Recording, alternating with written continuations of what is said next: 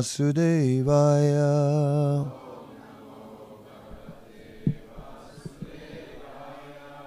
Reading from Srimad Bhagavatam, 3rd Canto, Chapter 20. Conversation between Maitreya and Vidura, text 45. And that's also on the board, yeah.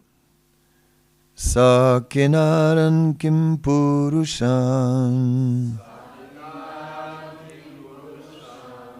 pratyatmyena srijat prabhu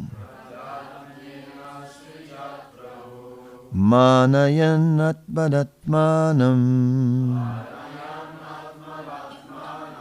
atmabhasam vilokayam Sakinaram kim purusham pratyatmyena srijat prabhu menayan atmanatmanam atmabhasam vilokayam Sakinaram kim purusham pratyatmena srijat prabhu manayan atmanatmanam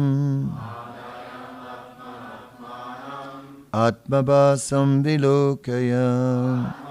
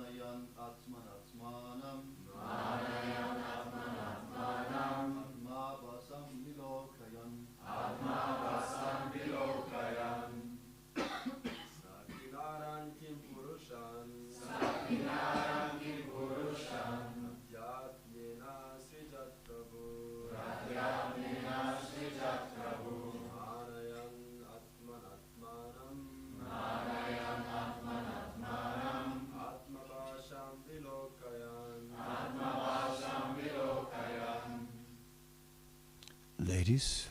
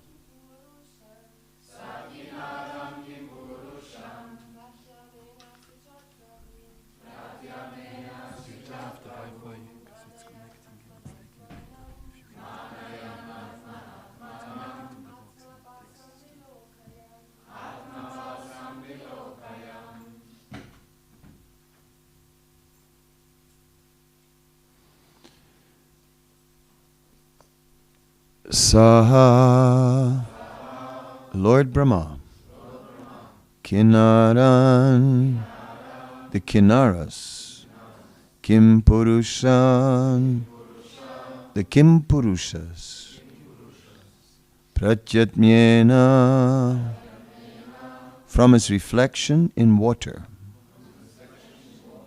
Asrijat, created, Prabhu, the Lord of the living beings, Brahma, Manayan, admiring, Atmana Atmanam, himself by himself, Atma Abhasam, his reflection. Vilokayan, seeing. Translation.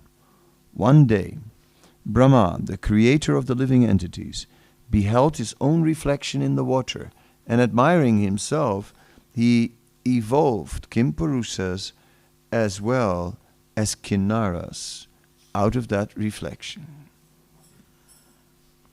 And there's no purport. So text 46. Te tutats jagrihu rupam chaktam yat paramistina mituni bhuya gayantas tamevo shashi karmabi. The Kimpurusas and Kinnaras took possession of that shadowy form left by Brahma. That is why they and their spouses sing his praises by recounting his exploits at every daybreak. Purport. The time early in the morning and 1.5 hours before sunrise is called Brahma Muhurta. During this Brahma Muhurta, spiritual activities are recommended. Spiritual activities performed early in the morning have a greater effect than any other part of the day. Om Ajnana Timirandasya Gyanandana Salakya Shakshurun Militam Yena Tasmai Sri Gurave Namah. Sri Chaitanya Manobhistam Stapitam Yena Bhutale Swayam Rupa Kadamayam Dadati Swaparantikam. Sri Krishna Chaitanya Prabhu Nityananda Sri Advaita Gadadhar Srivasadi Gaura Bhaktavinda. Hare Krishna Krishna Krishna Hare Hare, Hare Rama Rama Rama Hare Hare.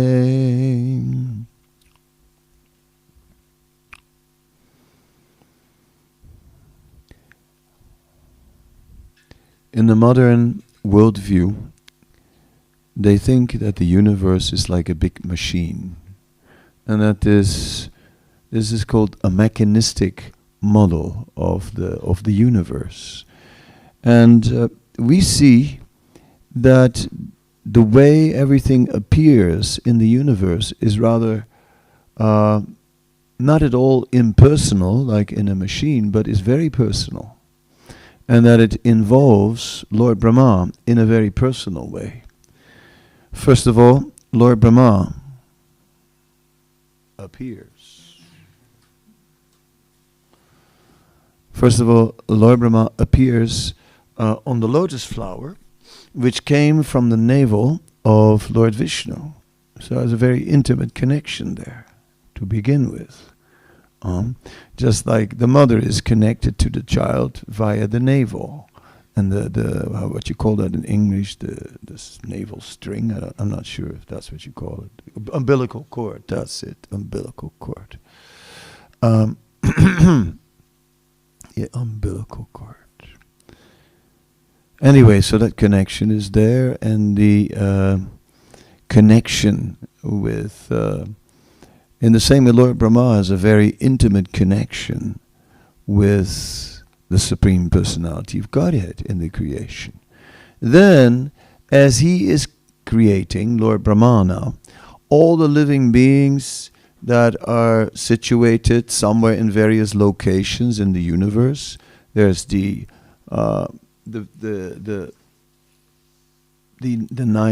different islands, and amongst these islands is Kimpurusha Varsa, and today we are hearing about the Kimpurushas, as also the Kinnaras. The way our Sadaputta is explaining these dvipas, these islands, he says it's basically the orbit of a planet. So there's a particular planet that makes a particular circle, and within that circle counts like the island, like one of the dvipas. So it's not like that these Kimpurushas are there on their Kimpurusha Varsa, and where is that? It's sort of a concentric circle model. It's not exactly circles because they're oval shapes, but in this way he describes the dvipas, and we would say a particular orbit these days. So various living beings are being assigned different facilities according to their karma, according to their particular qualification. And Lord Brahma is the instrument in this creationary process. And Lord Brahma creates from his mind, he creates from his body. So again, it's a very physical kind of experience, in the same way as we are coming into being as sons and daughters of fathers and mothers, right?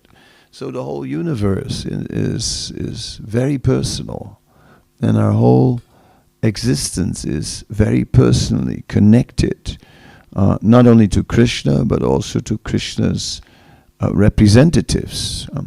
In that way, even father and mother are counting like Krishna's representatives in the scripture. Like that. That's interesting. So all this is fulfilling the purpose of the universe. And the purpose of the universe is simply to uplift all the living beings. The universe is not a place for enjoyment, although there is enjoyment within the universe, plenty of it. There are beautiful sights. Oh yes, you can climb a big mountain. Oh yes, exciting. And you go all the way to the top. I mean, it takes a lot of energy, but then you're on the top. Beautiful view, amazing, yes. But that's also temporary. And even if it is a beautiful view, then what? Okay, does it make you happy for a little while? But then after a few minutes, it starts to get boring. You say, okay, is there something else to do? So, and all that trouble to climb that mountain. Yes. And dangerous also. Anyhow, so this is the material world. So many pleasures are there in the universe. All kinds of pleasure. There are nice lakes where we can swim. There are delicious fruits. There are delicious ingredients. There are expert cooks. There is knowledge to make things very tasty and very, very wonderful. But unless these foodstuffs are offered to Krishna, then what is the benefit? And only temporary pleasures, fleeting pleasures. So in this way, we can appreciate that the material world, if the material world is a place to enjoy, then it's only very short, all that enjoyment. On a more long term, the universe is an arrangement for us to get certain realizations, for us to learn, for us to, as individuals, to understand how everything is to Krishna in this life. So that is the true purpose of life, to see that connection with Krishna. So devotional service is a very brilliant, because the material energy generally takes us away from Krishna. The more we get busy with the material energy, the more Krishna disappears in the background. But now we can take the very same material energy and offer it to Krishna. Nirbandha Krishna Sambandha Yukta Vairagya Uchate. Just offer it to Krishna. Not only that you offer foodstuffs, they can offer anything. Right? You can offer your work to Krishna. You can many nice arrangements for Krishna and offer them to Krishna.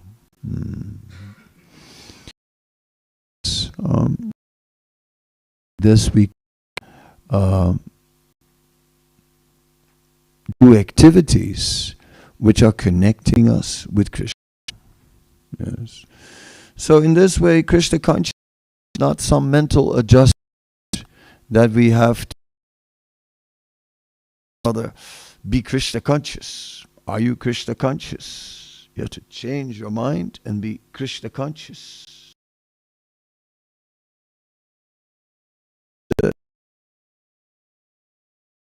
No, Krishna consciousness is much more natural.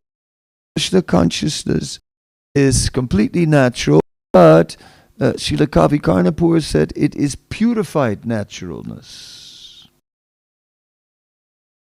This means connect with Krishna. But that is natural. Yes, I mean, everyone is impressed. Displays great power. That's impressive. Everyone is impressed when someone is very beautiful, someone strong, very learned, very famous. You know, like all these qualities of Krishna, all these opulences of Krishna, are the natural, attractive, impressive features. So we are now focusing on Krishna, but in a very natural way, just by using the senses. See, although spirit's spiritual body, we have nothing to do with the material body. Now, in the material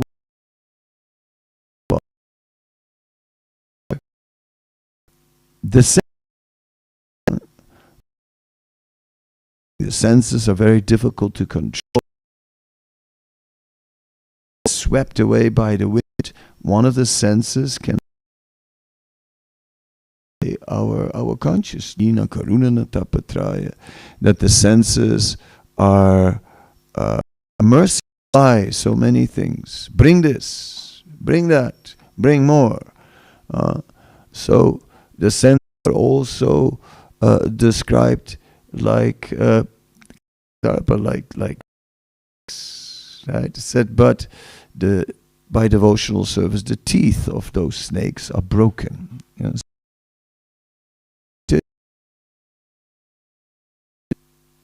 know, Vachavegam, Udavegam, Udrapastavegam, Etanvegam, you hate diram.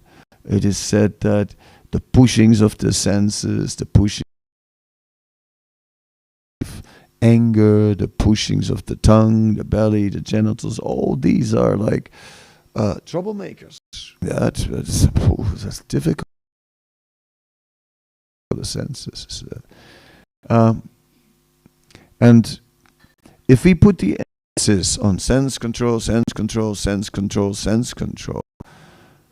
then we will not do so well. Because in the age of Kali, the capacity for austerity is diminished.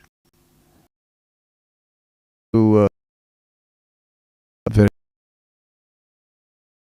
turn spiritual life into a process which centers around then are setting ourselves up for failure.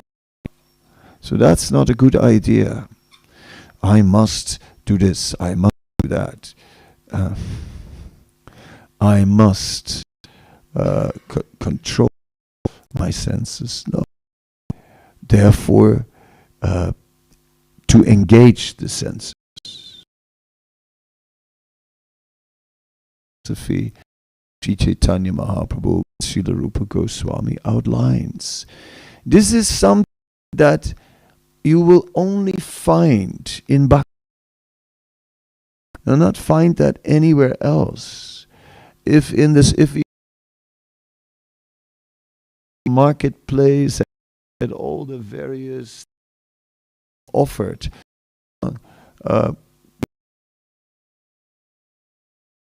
this meditation, but it all comes to that point that without controlling successful. And in order to control the senses, it is their approach is to cut. It's a battle. Renounce sense enjoyment. Just up. Fight with these senses. Control them. And we say, no, simply engage them.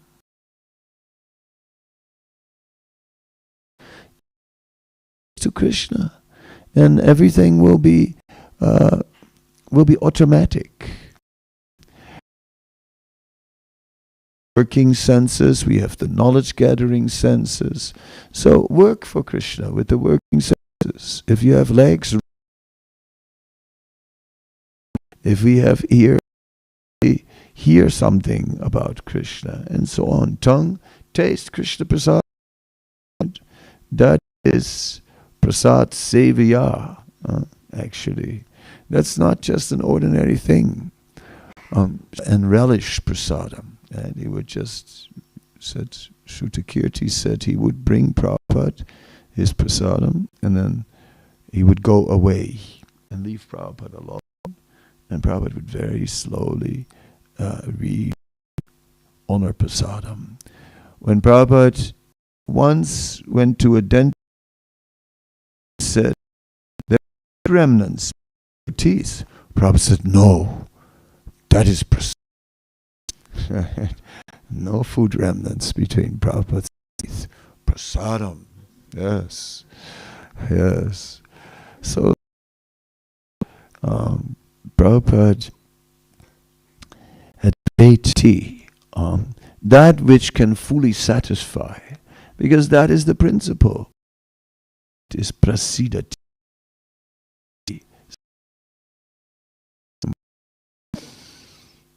In the 10th canto of Srimad Bhagavatam, the word for mercy is prasadam.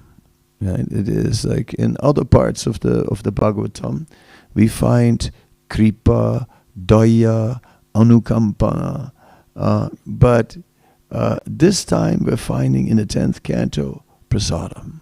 And the definition then is not only of foodstuffs that are offered, but anything really mercy or manifesting prasadam.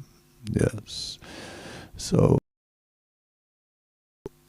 this is the spiritual path. But like I said, purified naturalness, not the lower nature. Lower nature is the uncontrolled sensual nature, and that is getting us in big trouble.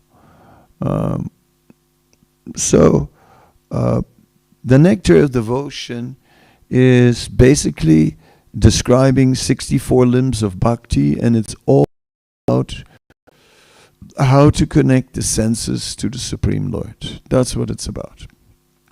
As simple as that. This can be divided into various areas that are all relating to engaging the senses. And that is our... In this way, there is no need to separate. Just get busy and engage them. And how the whole universe is meant for this purpose. So the spiritual world also not a sadhana to engage the senses in the service of the Lord, but it is also sadhya. It is also the goal. Internally. But then spiritual senses which are not our senses are separate, our senses are limited. How much can we taste, how much everything is limited. This morning, someone to break the temple room, and there was a whole wild gang of people, right? Just so complete. You were getting confused by my statement. Was there someone?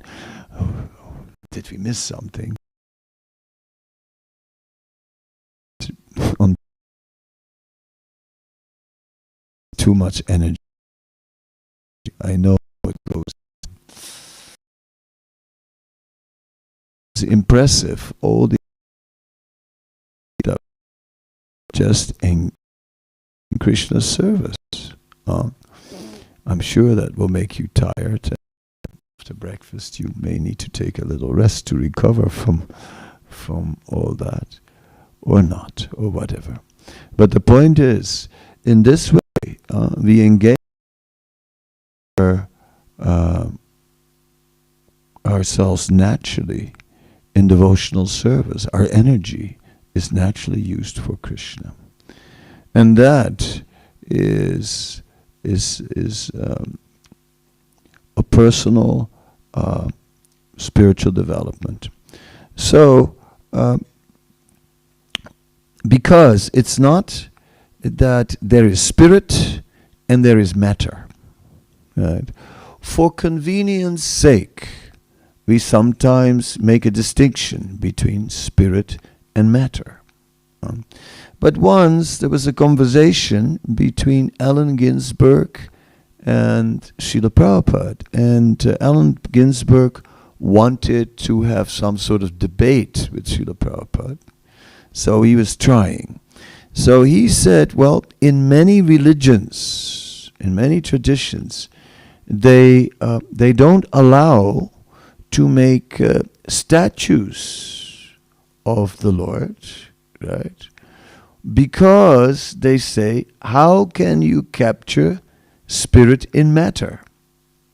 So in this way, Allen Ginsberg was throwing up the ball and he was getting ready for a tennis game, right? And then Prabhupada's response was, matter doesn't exist. So that was end of the game. It's like in one stroke, Prabhupada ended the whole game. You know, it was like, it's like Allen Ginsberg thought it's going to go up and down, and he's going to say, yeah, how can the murti, how can the spiritual be captured in material stone? How is it possible? Yeah. How can Krishna be present in stone? How? Stone is matter, Krishna is spirit. And Prabhupada said, no, matter is also spirit. It is all spirit. It is all spirit. Everything is spiritual in origin. It is for that reason that Krishna consciousness is a natural process. Otherwise, we would have to cut and say, okay, here's Maya, and we have nothing to do with that. Nothing. It is just simply detrimental. Nothing. This is what Buddhists do. This is what impersonalists do. Right? Basically, all those who are attempting to go transcendental through some process need to declare Maya unacceptable. And we simply say, yes, Maya. Maya is Krishna's energy. Mama Maya. And engage it. You don't need to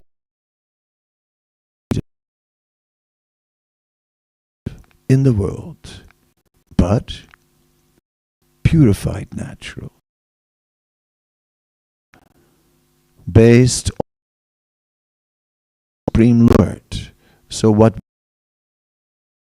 Suridam Sarvadehinam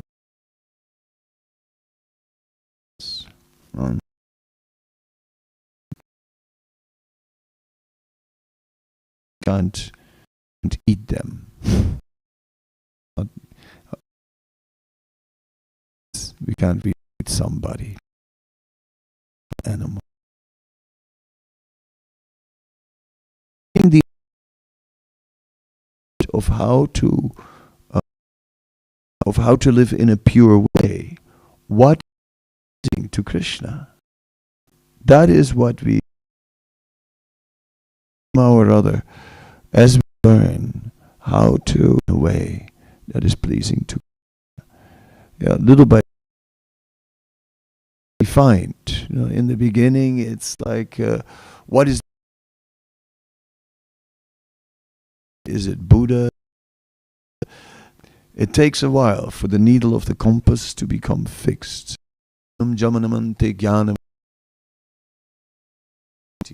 Samahatma iti. But then Vasudev Sarvam, that Krishna is the supreme of Godhead. But what is Godhead anyway? A head? We say it all the time. Back to Godhead, supreme. What is Godhead?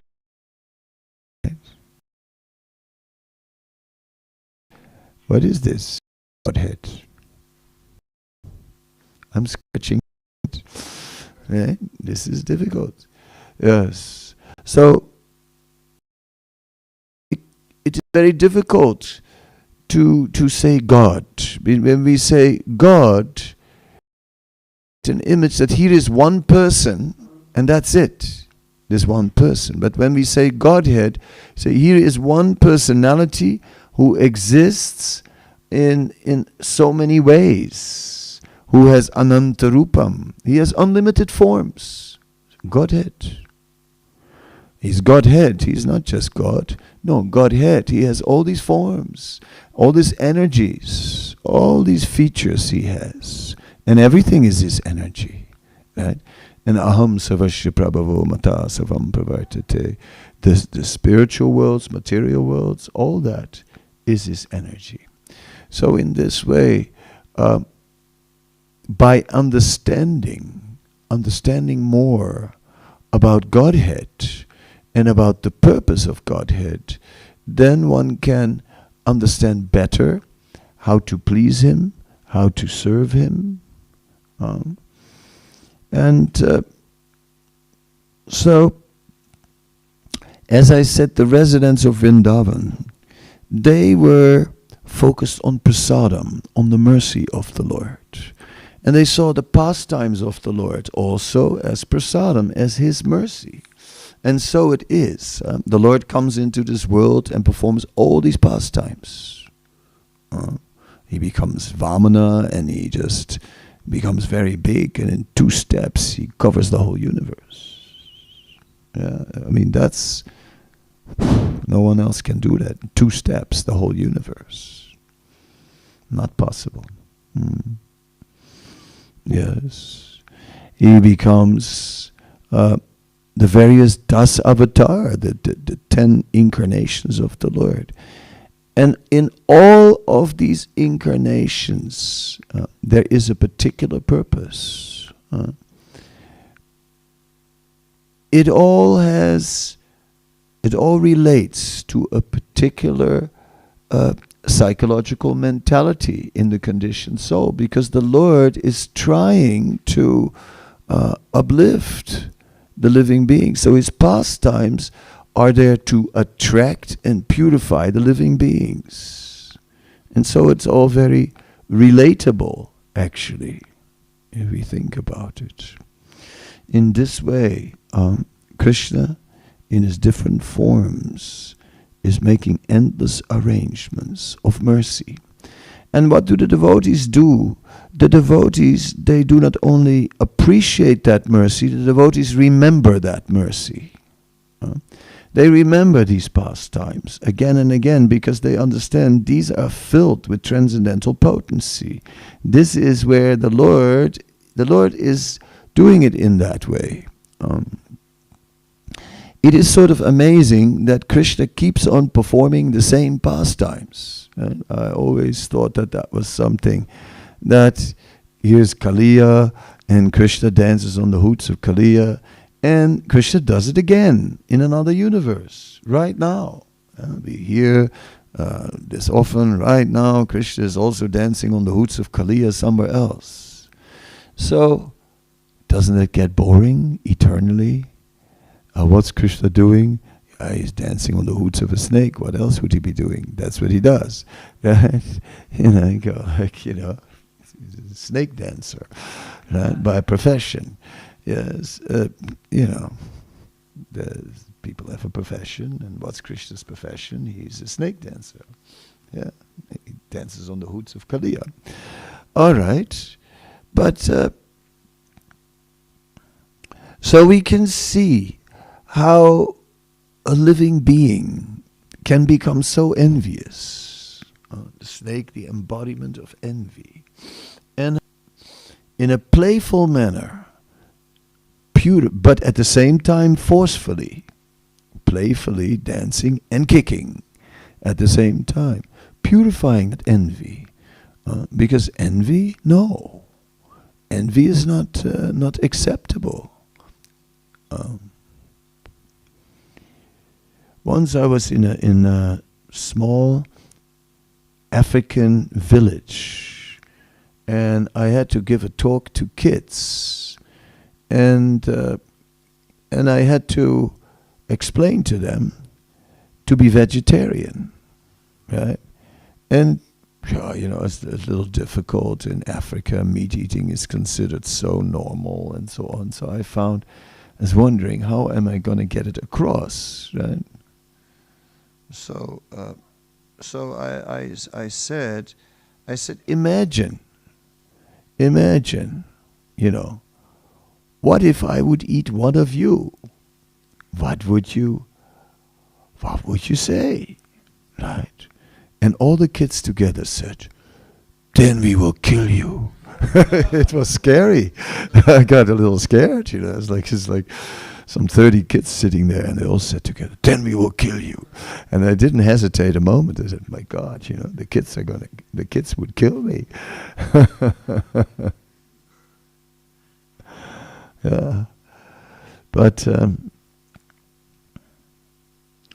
who wants to be killed? Right? No one wants to be killed. I mean, okay, your money or your life, okay, take the money. I mean, no one wants to be killed. So, animals don't want to be killed. So Krishna is just showing this is envious. You're envious. We're envious when we are not considering the happiness of others. Then we're envious. If we're not working for the welfare of others, we are still envious. If we're so much thinking about ourselves and we're not thinking about the happiness, then we're envious. That's very difficult.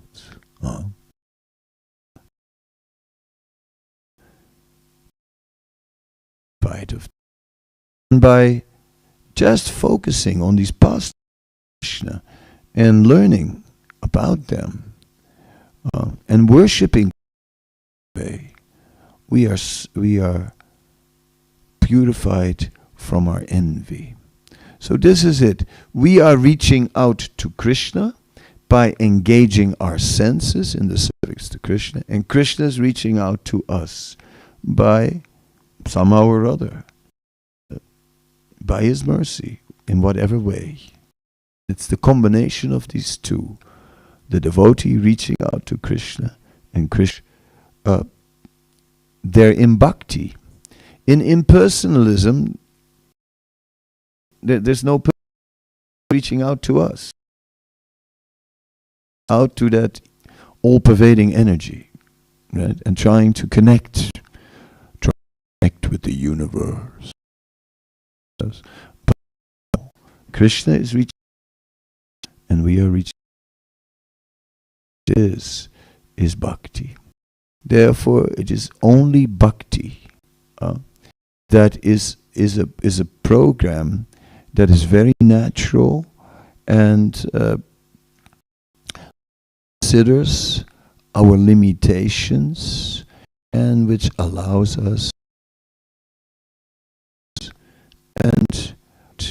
But Krishna will help us, and then things can be done. And if we just Krishna and glorify Krishna, the more Krishna will become attracted, and the more he will help us, and the more we will automatically be blissful. And this is the purpose of the universe and the purpose of life. Much. Now, Kavikarnapur is a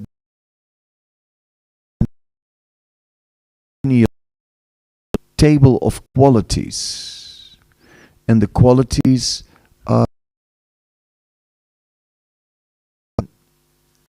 come together, they produce other qualities. Do that table from memory. I would have to have it in front of me. I could quickly pull it up on the phone if you want to, but that depends how much detail you want. The point is that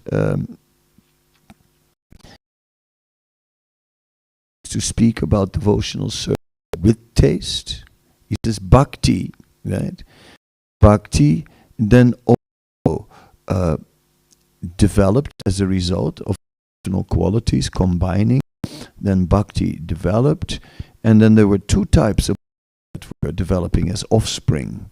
And these two types, they were bhakti without taste and bhakti with taste. Yes.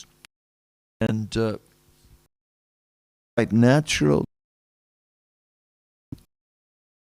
from the also naturalness manifested, and then bhakti with taste and bhakti without taste developed. And of course, taste is the real thing. The bhakti without taste is not pure, is mixed bhakti, mixed with another focus, mixed with karma and jnana, mixed with one performs, one wants something else from the bhakti. We worship Krishna and we want something. Give me fame. Oh yes, dear Krishna, your devotee. No.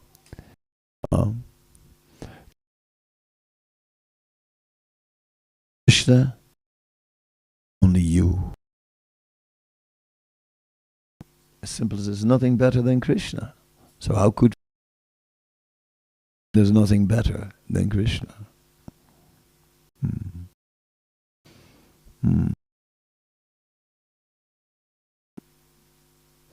That term comes up in the genealogical table, where there's a Chaitanya Chandradoy Natak from Kavi Karnapur. And I have once, we've once made it into a table format, and it is somewhere on kkswami.com. Yeah, I mean, which is an old website which is almost dead, but that's still on there somewhere.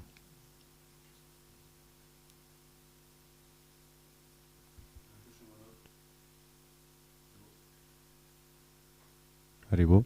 Hare Krishna.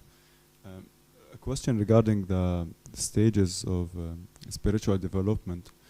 Is it that possible that the devotee is, let's say, pendling between the stages, going from one stage to another, coming down? Okay. And this is regarding, getting taste and then losing it after a while. Shraddha, so on. We say first there is Shraddha, then we carry on with Sadhu Sangha, then Bhajana Kriya, then Anartha Nivriti. Then after Anartha Nivriti we go to Ruchi. Right? So these stages, they are all simultaneously coming up. Right? Sadhu Sangha begins immediately. Even when you meet a devotee, you get some Sadhu Sangha. You may not have much faith yet, but you already got some Sadhu Sangha. And already there is some purification. So some Anartha Nivriti is already taking place. But what is really is in the very beginning, Shraddha is our exclusive focus. Then we faith. Yes, I think the truth more and more, and from that tell us no, you cannot eat this. No, you cannot do that, and so on. So we start to manipulative process. But it's not that we are completely fixed at first. The first part of up to Marta Nivriti, up to that all to the Kanista. And the Kari is one of weak faith. That's what it means, Kanista. So Kamala Shraddha, weak faith. And the Kanista Adhikari has to connection. His connection is not strong. But, so he's trying to align himself with the process, and it's a struggle because the senses and the mind are going to do. It's like, so therefore the sambandha, therefore the connection is not 100% strong. With the Adhikari, the connection becomes very fixed and very firm. So therefore the Madhyam Adhikari can move on and can start focusing on Abhideya, which is the process of purification, spiritually grow. From Kanista to Madhyam, right? Overnight, you were a Kanista and to a Madhyam, right? It's not exactly like that. It's some tendencies begin to approach, or we move on to the Madhyam stage, a firm, but still a few Kanista tendencies.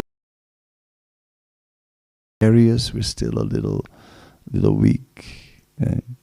That can be. So, in this way, go from Kanista to Madhyam, Madhyam to Kanista. It's also described if we commit offenses, then we can be denoted. Then one can lose his taste and one can go down from Madhyam to Kanista. Again become a Kanista due to offenses that we commit. So it is possible to fluctuate between the various stages. And I've just put these Shraddha, Sadhusanga, and so as sub-stages of Kanista and Madhyam and Uttama Adhikari.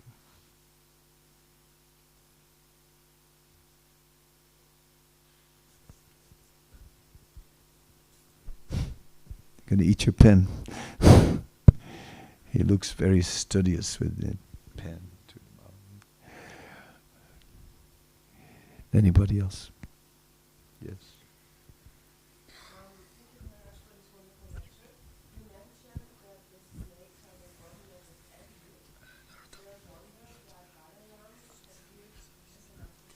Yeah, that's very interesting. So we see that even the snakes are described as the embodiment of envy, but why did Balaram snake? And actually, Ankarshan, right, that or snake form.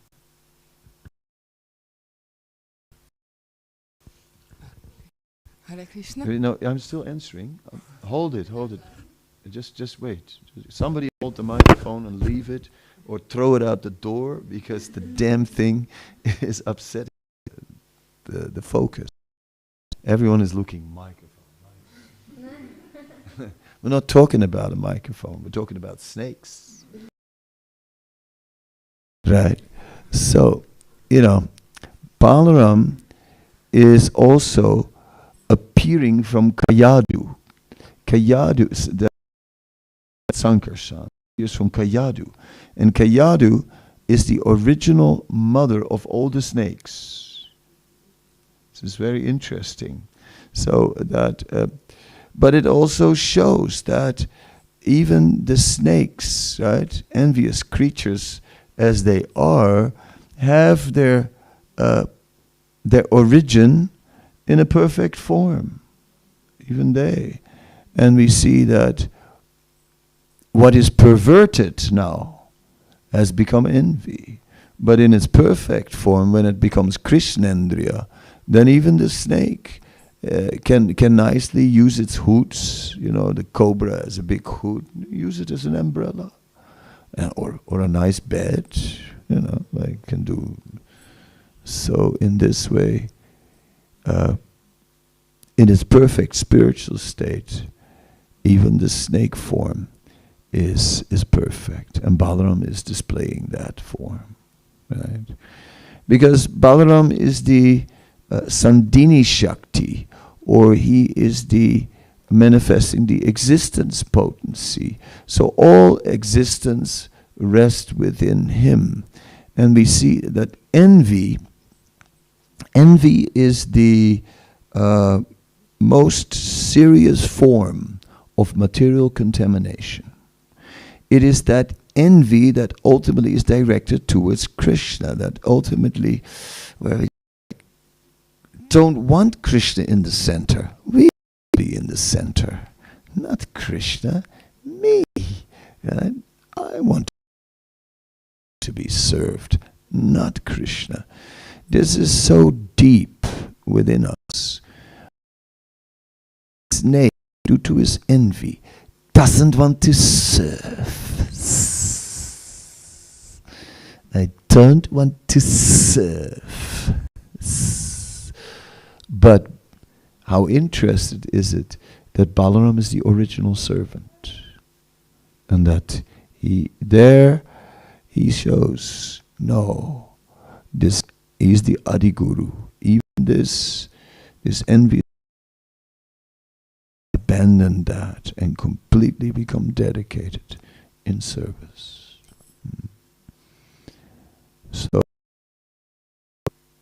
yes, if we look at the snake as the personification of envy, then we see that even that envy can be transformed into very nice service. And Balaram shows that path.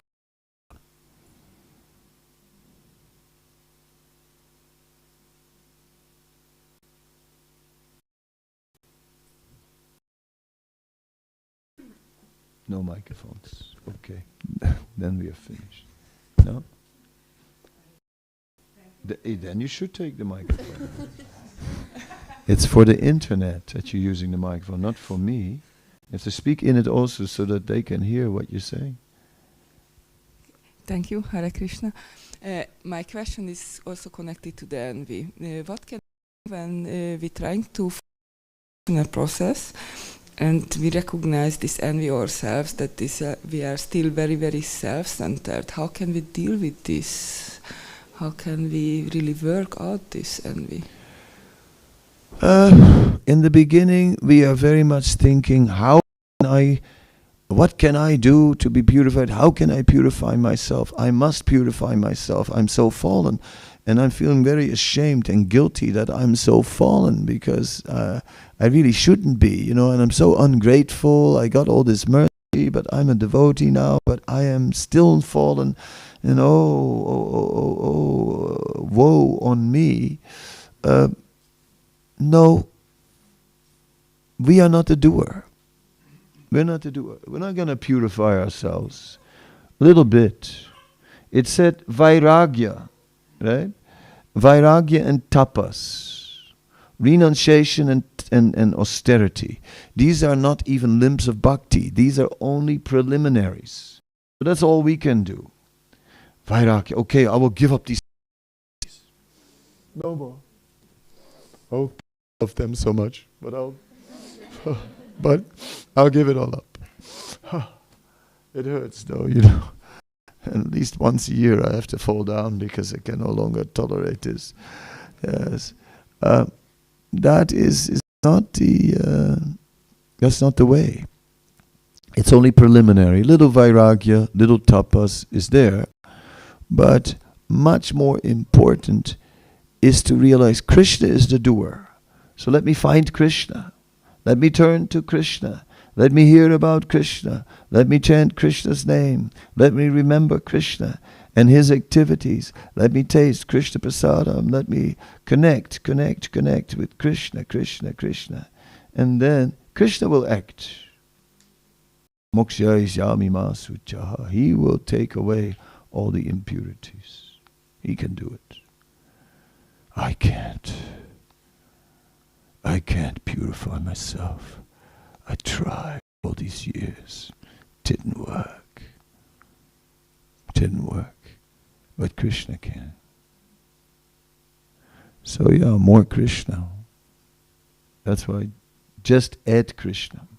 More Krishna. Vrindavan, Vrindavan, Vrindavan, Vrindavan. Krishna, Krishna, Krishna. Mayapur, Mayapur, Mayapur. Let us go. What are we doing in this God-forlorn place?